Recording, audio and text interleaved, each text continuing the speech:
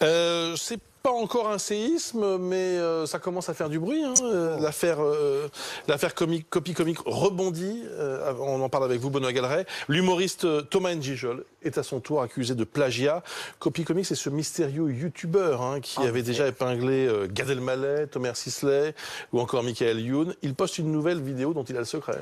Près de 100 000 vues en une seule journée, mais finalement, c'est la réponse de Thomas N'Gijol qui fait encore plus de bruit parce qu'il y traite Copy Comic de copie caca après avoir visionné les 10 minutes de vidéo qui comparent le one-man show de N'Gijol et ses inspirations américaines.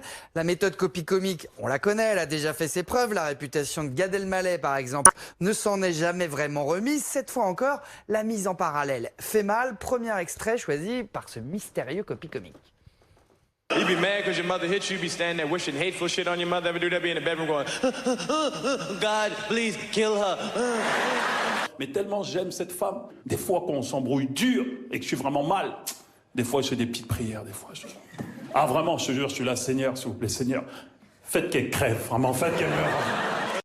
Alors la vidéo commence avec Eddie Murphy, mais Copy Comic exhume ensuite des images de Chris Rock, Dave Chappelle, Richard Pryor, des spectacles allant des années 80 aux années 2010. Il y en a un peu pour tout le monde. Parfois c'est flagrant, parfois on peut le dire un peu moins. Ça relance en tout cas le débat sur les méthodes de cet internaute anonyme dont tous les cadors du rire français veulent la peau. L'épouse de Thomas Sisley avait accusé un temps les comiques Kairon et Baptiste Le Caplin d'être ceux qui se cachaient derrière ce compte assassin. Les deux concernés ont toujours nié et aucune preuve n'a pu être apportée contre eux. Le mystère dure encore. Bon, alors Thomas N'Gijol, lui, il a répondu à ce mystérieux Copy Comic sur Instagram. Le moins qu'on puisse dire, c'est qu'il est très énervé. Réponse postée ce matin à l'aube, c'est dire que l'attaque l'a tenu éveillé toute la nuit. Tu reflètes vraiment le mal de notre époque, les dérives du net, les gens sans rien dans leur vie se donnant une raison d'exister sur les réseaux sociaux. En fait, tu n'es rien d'autre qu'un pauvre ivrogne viral qui passe son temps à crier au complot au bar Twitter. Ça, c'est la partie polie.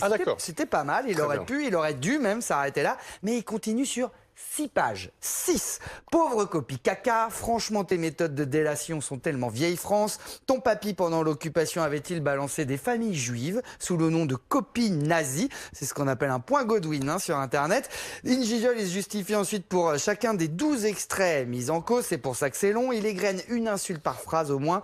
Copie alcoolo, copie Pouki, puceau, geek sans vie, je vais arrêter là. Il conclut par, bref, bien essayé, mais trop de mauvais soin de ta part, petite quéquette, voilà pour le niveau. C'est une défense tellement nulle qu'elle met mal à l'aise jusqu'à ses fans.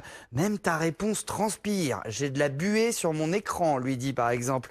Clint, c'est vrai qu'il a pas l'air serein, le N'Gijol. Si la défense de Thomas N'Gijol est de crier copie caca, on est d'accord qu'on va le laisser plagier. Sinon, c'est le malaise assuré. À chacun de ses sketchs écrits par ses soins, ricane encore Pierre. Bon, on peut discuter de la réponse de Thomas N'Gijol, mais les méthodes de Copy Comic, elles posent question quand même.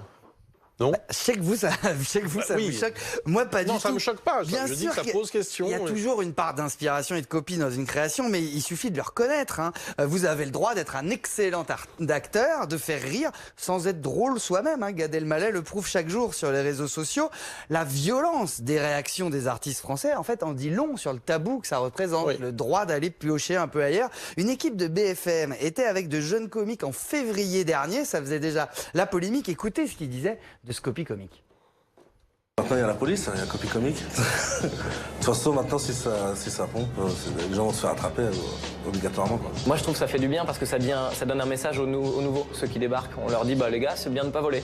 Et ils le savent et il y a une espèce d'épée de Damoclès qui traîne. Des gens qui volaient, qui vont arrêter de le faire et des gens qui auraient volé, qui vont ne pas le faire. Quand vous avez 20 humoristes qui travaillent par exemple sur l'affaire Benalla, je suis persuadé qu'il y en a plein qui ont les mêmes vannes. Il y a une vraie porosité. Moi, je le vois avec certains de mes artistes.